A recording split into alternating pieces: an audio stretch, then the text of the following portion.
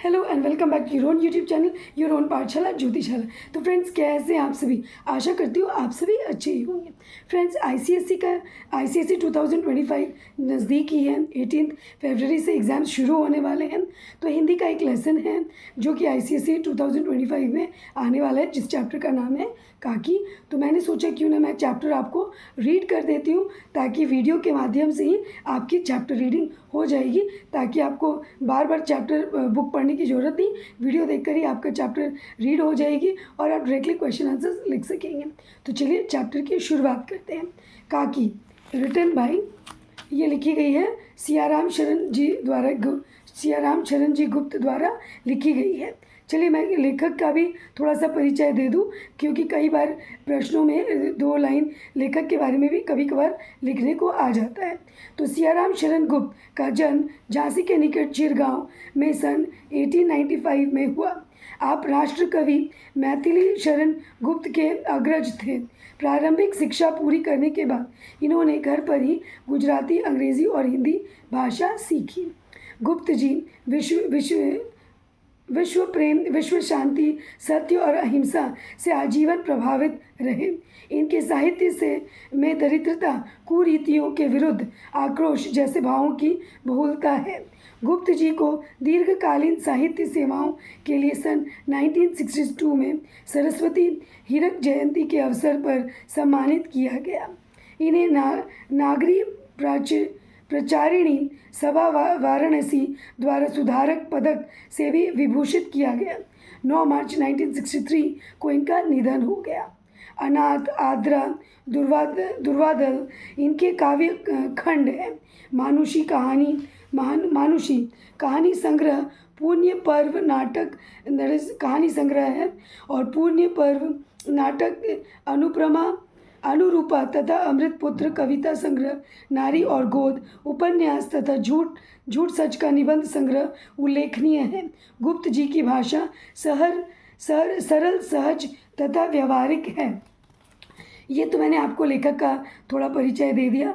तो काकी जो चैप्टर है, उनके लेखक का नाम है सियाराम शरण जी गुप्त। जो लेखक का नाम आपको अवश्य लर्न कर लेना चाहिए, क्योंकि 1 मार्क का ये क्वेश्चन जरूर आता है, जहाँ पर आपको लेखक का नाम भी लिखना होता है। तो चलिए मेन चैप्टर की शुरुआत करते हैं।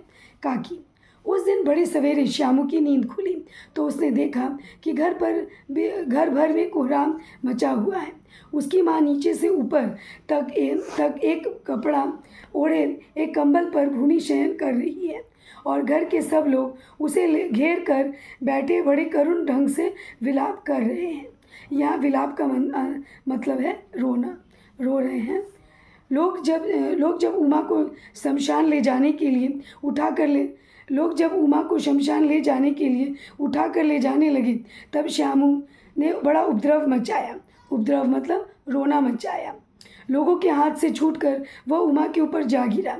बोला, काकी सो रही है, उन्हें इस तरह उठाकर कहाँ लिए जा रहे हो? मैं न जाने दूंगा। तो इस तरह से ये लड़का श्यामू, ये काकी यानी उसकी माँ है, जिसको वो काकी कहकर बुलाता है, और वह विलाप कर रहा है, वह रो रहा है कि बहुत छटपट मचा रहा है, बहुत उपद्रव मचा रहा है कि मेरी माँ को आप कहाँ लिए जा रहे हो, मैं नहीं ले जाने दूँगा। लोग बड़ी कठिनता से उसे हटा पाए। काकी के दाह संस्कार में उसे नहीं जाने दिया। एक दासी राम राम करके उसे घर पर ही संभाले रही। राम राम यानी बड़ी मुश्किल से एक दासी, जो घर पर काम करती है, वो उसे घर पर रोते बच्चे को संभाल कर रखी थी। यद्यपि बुद्धिमान गुरुजनों ने उसे विश्वास दिलाया कि उसकी काकी उसके मामा के यहाँ गई है, परंतु असत्य के आवरण में सत्य बहुत समय तक छिपा न रह सका। यहाँ आवरण का मतलब है कवर। तो यहाँ बहुत देर तक इस सत्य को छुपाया न जा सका कि सचमुच में काकी यानी उसकी माँ मर चुकी है। आसपास के अबोध बालकों के मुंह से ही वह प्रकट हो गया। अबोध यानी कि नासमझ बालक से ही यह सत्य प्रकट हो गया। यह वह श्यामू जान पाया आसपास के नासमझ बच्चों से कि उसकी माँ मर चुकी है। यह बात उससे छिपी न रह सकी कि काकी कहीं नहीं ऊपर राम जी के यहाँ गई है। काकी के लिए कई दिन तक लगातार रोते रोते उसका रुदन तो क्रमश शांत हो गया, परंतु शोक शांत न हो सका। तो आंसू तो उसके रुक गए, लेकिन उसका शोक बिल्कुल भी शांत, लेकिन मन में जो दुख था वो शांत न हुआ। वर्षा के अनंतर 1-2 दिन में ही पृथ्वी के ऊपर का पानी तो अगोचर हो जाता है, परंतु भीतर ही भीतर उसकी आर्द्रता जैसे बहुत दिन तक बनी रहती है। इस लाइन का मतलब है कि जिस प्रकार वर्षा के बाद 1-2 दिन तक जल तो फिर भी सूख जाता है वर्षा के 1-2 दिन बाद, लेकिन जो भीतर जो मिट्टी के भीतर या जो स्थल के भीतर जो जल चला गया है, वो जो गीलापन है, वो जो नमी है, वो बिल्कुल से जाती नहीं है। वो उस स्थल पर या फिर भूमि के नीचे में वो नमी रहती है। उसी प्रकार जो यदि जब व्यक्ति को दुख झेलना पड़ता है, तो भले ही जब दुख झेलना पड़ता है तो आंसू तो भले ही रुक जाते हैं, लेकिन जो मन में जो दुख है वो नहीं जाता है। इस लाइन का मतलब यही है। तो बनी रहती वैसे ही अनेक तो आर्द्रता जैसे बहुत दिन तक बनी रहती, वैसे ही उसके अंत स्थल में वह शोक जाकर बस गया था। तो ये जो कष्ट है, ये जो तकलीफ़ है, वो उसके मन में घर कर गई थी कि उसकी माँ और उसकी काकी अब नहीं रही। वह प्राय अकेला बैठा बैठा शून्य मन से आकाश की ओर ताका करता। शून्य मन से यानी कि बिल्कुल होपलेस होकर, बिना कुछ कोई भी दृष्टिकोण नहीं है कि लाइफ में आगे क्या करना है, तो बिल्कुल होपलेस होकर शून्य, इसीलिए कहा गया कि शून्य मन से वो आकाश की ओर ताका करता था। एक दिन उसने ऊपर आसमान में पतंग उड़ती देखी। न जाने क्या सोचकर उसका हृदय एकदम से खिल उठा। विश्वेश्वर के पास जाकर बोला, काका मुझे एक पतंग मंगा दो। विश्वेश्वर उसके श्यामू के पिताजी थे, तो वो उसने जिद की। एक बार उसने आसमान में आकाश में पतंग उड़ती देख ली, तो उसने उसके न जाने क्या सोचकर उसने अपने पिताजी को जाकर कहा कि उसको भी ऐसी ही एक पतंग चाहिए। काका मुझे एक पतंग मंगा दो। पत्नी की मृत्यु के बाद विश्वेश्वर अनमनसक रहा करते थे। अनमनसक जैसे जिसका मन कहीं और ना लगे। जब उनकी वाइफ की मृत्यु हो गई है तो हस्बैंड का कहीं मन नहीं लग रहा, तो उसे किसी भी काम में, किसी भी चीज़ में रुचि नहीं हो रही, तो इस तरह से वो इमोशनली बहुत ही लो था, इमोशनली बहुत ही वीक हो गया था विश्वेश्वर। उसकी जो भावनाएं थी या इस समय उसकी जो मानसिक स्थिति थी या मन की जो स्थिति थी, वो बिल्कुल ही शून्य थी, बिल्कुल ही कमज़ोर थी। अच्छा मंगा दूंगा। तो वो विश्वेश्वर बच्चे को कहता है, श्यामू को कहता है कि हाँ ठीक है, मैं मंगा दूंगा। कह कर वे उदास भाव से कहीं और चले गए। तो वो ये मतलब उदास तो वो थे ही, उसी उदास भावना से वो कहीं चले गए। श्यामू पतंग के लिए बहुत उत्कंठित यानी बहुत एक्साइटेड था, बहुत क्यूरियस था। उसे बहुत जल्दी पतंग चाहिए थी। उत्कंठित का मतलब है बहुत जल्दी उसे चाहिए थी, बहुत क्यूरियस था, बहुत एंक्शस था, या बहुत ही उसको इच्छा थी कि जल्द से जल्द मुझे पतंग मिल जाए। वह अपनी इच्छा किसी तरह रोक न सका। एक जगह खूंटी पर विश्वेश्वर का कोट टंगा हुआ था। इधर उधर देखकर उसने एक स्टूल सरका कर रखा और ऊपर चढ़कर कोट की जेबें टटोली। उनमें से एक चवन्नी का आविष्कार करके वह तुरंत वहाँ से भाग गया। तो उसको इतनी ज़्यादा इच्छा हो रही थी पतंग लेने की कि उससे रहा नहीं गया, और विश्वेश्वर का कोट खुट्टी पर टंगी थी, उसमें उसे पैसे मिले, उसमें उसे एक चवन्नी मिली, जिससे उसने जाकर आविष्कार करके यानी उसे चवन्नी मिली और वो तुरंत उस चवन्नी लेकर भाग गया। सुखिया दासी का लड़का भोला, सुखिया दासी उसकी जो घर पर काम करती थी उसका नाम था सुखिया दासी, उसका लड़का था भोला। वो श्यामू का स्वयंवंशक समवयस्क साथी था। समवयस्क यानी एक ही उम्र के थे दोनों, तो उसका साथी था। श्यामू ने उसे चवन्नी देकर अपनी जीजी से कहकर गुपचुप एक पतंग और डोर मंगा दो। तो उसने श्यामू को वो पैसे, वो चवन्नी दी और कहने लगा कि तू जा अपनी दीदी को बोलकर चुपचाप से मुझे एक पतंग और एक डोर भी मंगवा दे। देखो तू खूब अकेले में लाना, कोई जान न पाए। तो उसने कहा कि तुम चुपचाप से ये पतंग और ये डोर लाना, जैसे कि कोई जान न पाए। पतंग आई, एक अंधेरे घर में उसने डोर बांधी जाने लगी। तो पतंग श्यामू और भोला और उसकी बहन मिलकर पतंग ले आए और चुपचाप से एक अंधेरे कमरे में सब मिलकर उसकी डोर बांधने लगे। श्यामू ने धीरे से कहा, भोला किसी से ना कहो तो एक बात कहूँ। तो श्यामू ने धीरे से भोला से कहा कि मैं तुझसे एक बात कहना चाहता हूँ। भोला ने सिर हिलाकर कहा, नहीं किसी से नहीं कहूँगा।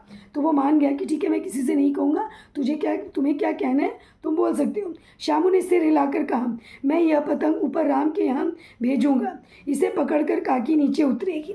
तो श्यामू के मन में ये भावना थी कि उसने कहा कि ये पतंग मैं ऊपर भेजने वाला हूँ इस डोर की मदद से, और इस पतंग की मदद से जो काकी है वो नीचे उतरेगी। मैं लिखना नहीं जानता, नहीं तो इस पर उनका नाम लिख देता। तो ये कहता है कि मैं लिखना नहीं जानता, नहीं तो मैं इस पर नाम भी लिख देता।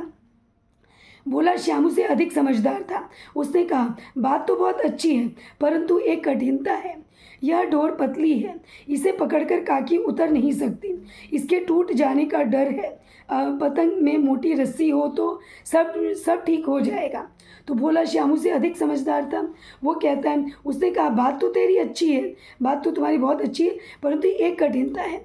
यह डोर पतली है, ये जो डोर है पतंग की ये काफ़ी पतली है, इसे पकड़कर काकी उतर नहीं पाएगी, तो इसके टूट जाने का डर है। यदि काकी इसको पकड़कर उतरना चाहेगी तो पतंग हो सकता है वो टूट जाएगी, और तो फिर ये डर है रस्सी टूटने का।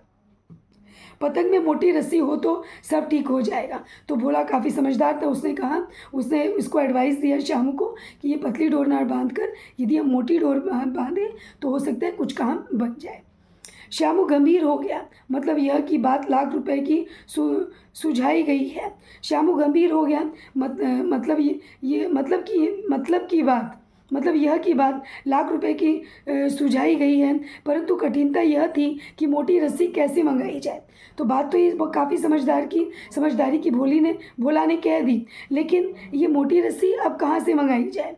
पास में दाम है नहीं, और घर में जो आदमी उसकी काकी को बिना दया माया के जला आए हैं, तो उसके पास अब श्यामू और भोला पास कुछ पैसे बचे नहीं। और जो घर पर लोग रहते हैं वो तो इतने अकॉर्डिंग टू श्यामू वो इतने निष्ठुर हैं कि वो तो काकी को शमशान घाट पर जलाए हैं, तो वो तो कोई इंटरेस्ट लेंगे नहीं कि वो मोटी डोर ला कर देंगे या फिर कोई उपाय करेंगे कि जैसे काकी नीचे उतर आए। तो ये इंटरेस्ट तो कोई घर पर लेगा नहीं, और उनके पास पैसे भी ख़त्म हो गए हैं, तो ये उनके चिंता का विषय है। दाम जलाए हैं कुछ भी। यस, उस दिन श्यामू को चिंता के मारे बड़ी रात तक नींद नहीं आई। तो ये सब सोचते सोचते श्यामू को बिल्कुल नींद नहीं आई। पहले दिन की तरकीब से दूसरे दिन उसने विश्वेश्वर के कोट में से 1 रुपया निकाला ना। पहले दिन जब उसने अपने पिताजी की पॉकेट टटोली थी तब उसे कुछ चवन्नी मिल गई थी, लेकिन आज जब वो सेम तरकीब ना अपनाया तो उसे 1 रुपया मिला। 1 रुपया निकला, ले जाकर भोला को दे दिया। तो उसने ले जाकर भोला को दे दिया और बोला, देख भोला, किसी को मालूम ना होने पाए अच्छी अच्छी 2 रस्सियाँ मंगा दे। तो बोला कि ये रुपए तू ले और जाकर किसी को मालूम ना हो और ये अच्छी अच्छी 2 रस्सियाँ तू मंगा कर दे। मुझे अच्छी अच्छी यानी कि 2 मोटी मोटी रस्सियाँ मुझे तू मंगा कर दे। 1 रस्सी ओछी पड़ेगी जवाहर भैया से मैं एक कागज़ पर काकी लिखवा रखूँगा। तो 1 रस्सी ओछी यानी कि छोटी पड़ेगी। 1 रस्सी से काकी हो सकता है काकी उतर ना पाए, तो 2 रस्सी तो हमें ज़रूरत पड़ेगी। और एक और कैरेक्टर है जिसका नाम है जवाहर भैया। तो वो ये श्यामू कहता है कि मैं जवाहर भैया से कहूँगा कि वो काकी पतंग पर लिख दे, नाम की चिट रहेगी तो पतंग उन्हीं के पास पहुंच जाएगी। तो यदि हम लोग पतंग पर नाम की चिट लगा देंगे तो ये पतंग डायरेक्टली काकी के पास पहुंचेगी ना। ये दोनों बच्चे भोला और श्यामू काफ़ी नादान हैं, ऐसा कुछ समझते नहीं हैं कि वाकई व्यक्ति की मृत्यु हो जाती तो वो कभी नहीं लौट कर आएंगे। इनकी मासूमियत इस बात से झलकती है कि ये बच्चे कितने इनोसेंट हैं, कितने मासूम हैं, जो किसी भी तरह अपनी माँ को वापस पाना चाहते हैं, अपनी काकी को वापस पाना चाहता है श्यामू। और जो अपने दोस्त भोला की वो मदद लेता है और उससे जो बन पड़ रहा है वो करने की कोशिश कर रहा है। तो काफ़ी इमोशनल भी है ये 2 घंटे बाद प्रफुल्ल मन से श्यामू और भोला अंधेरी कोठरी में बैठे बैठे पतंग में रस्सी बांध रहे थे। तो दोनों बहुत खुश हो गए कि मोटी सी रस्सी मिल गई है और दोनों उसी अंधेरी कोठरी में बैठे बैठे रस्सी पतंग में बांधने लगे। अकस्मात शुभ कार्य में विघ्न की तरह उग्र रूप धारण किए हुए विश्वेश्वर वहाँ आ घुसे। तो अचानक विश्वेश्वर उसी जगह आ पहुँचे। तो जैसे हर अच्छे काम में विघ्न अवश्य आती है, उसी तरह से उनका ये जो अच्छा काम पतंग में डोर बांधने का और चिट लगाने का काम चल रहा था, वहाँ अचानक विश्वेश्वर पहुँच गए। भोला और श्यामू को धमका कर बोले तुमने अब हमारे कोट से रुपया निकाला है। तो वो उनको धमकाते हुए बोले कि तुमने हमारे कोट से रुपये निकाले हैं। भोला सकपका कर एक ही डांट में मुखबिर हो गया।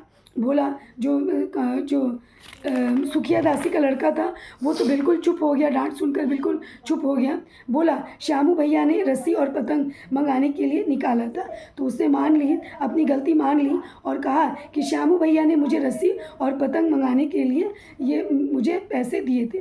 विश्वेश्वर ने श्यामू को 2 तमाचे जड़कर कहा। तो विश्वेश्वर जो पिताजी थे, उन्हें तो बहुत गुस्सा आ गया कि बच्चे ने उनकी जेब से पैसे निकाले। तो ये एक बहुत शर्मनाक बात है एक पिताजी के लिए कि उनके बच्चे पैसे निकाले। तो इसके लिए उनको गुस्सा आ गया और वो नहीं चाहते थे कि उनके बच्चे उसका जो लड़का है श्यामू, वो कुछ ऐसी बात सीखे। तो उसे गुस्सा आ गया और उसने 2 तमाचे जड़ दिए लड़के पर। चोरी सीख कर जेल जाएगा। अच्छा तुझे आज अच्छी तरह समझाता हूँ। तो वो कहने लगे कि तू चोरी करना सीख गया और चोरी कर कर तू जेल जाएगा, और चल तुझे मैं आज समझा। जैसे हम सभी के पिताजी हम सब पर गुस्सा हो जाते हैं, कोई भी गलत काम हम करते हैं, उसी तरह श्यामू के पिताजी भी अपना रिस्पॉन्सिबिलिटी निभा रहे हैं। बच्चे को गलत काम करने पर उन्हें डांट रहे हैं। यह कहकर फिर तमाचे जड़े और कान मलने के बाद पतंग फाड़ डाली। तो वो तमाचे भी जड़े, कान भी मरोड़ा और उनकी पतंग को भी फाड़ डाली। अब रस्सियों की ओर देखकर कहा ये किसने मंगाई, और रस्सी की ओर देखकर वो और गुस्सा हो गया और पूछने के लगे कि ये रस्सी आखिर किसने मंगाई। भोला ने कहा इन्होंने मंगाई थी। भोला आंसर दे रहा है। वो बोलते हैं कि रस्सी भी इन्होंने ही मंगाई थी, यानी कि श्यामू ने मंगाई थी। इनसे पतंग तान कर काकी को राम के यहाँ से नीचे उतारेंगे। तो वो भोला बताता है कि पतंग में ये डोर बांध कर और हम काकी को नीचे राम जी के घर से नीचे उतारने वाले थे। विश्वेश्वर हद बुद्धि होकर वहीं खड़े रह गए।